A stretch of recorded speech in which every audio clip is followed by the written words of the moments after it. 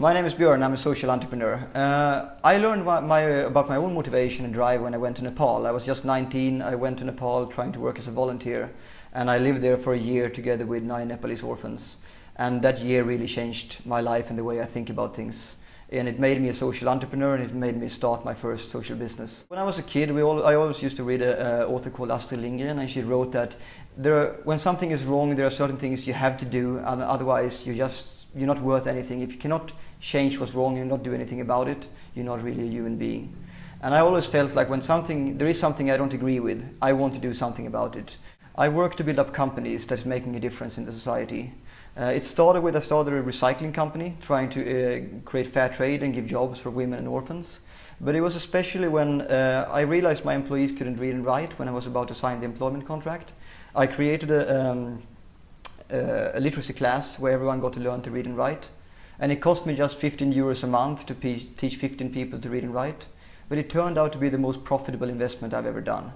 It turned out that it increased the efficiency whenever I could give written instructions and people could follow them and work in the same direction.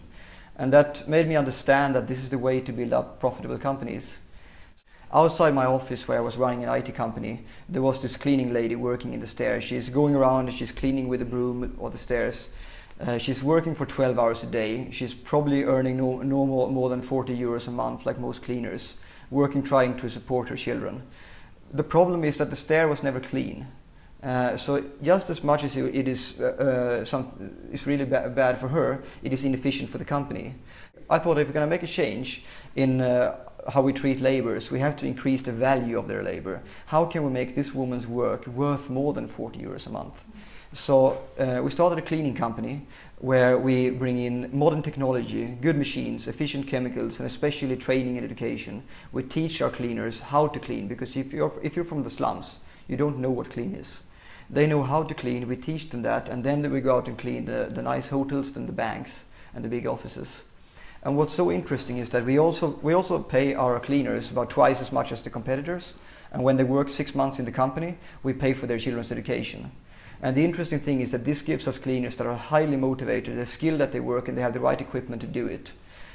Which means that what our competitors takes 3 days to deliver, we can deliver in 4 hours.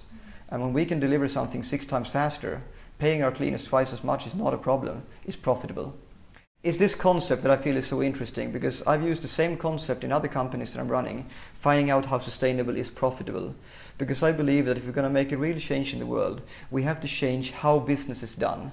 And in order to change how companies work, we have to make the sustainable profitable. Because no company will work for something that is not profitable. And no company will think 7 generations ahead. We have to start thinking, how can we make business and make money from sustainability tomorrow in order to make a difference? And that's what I do.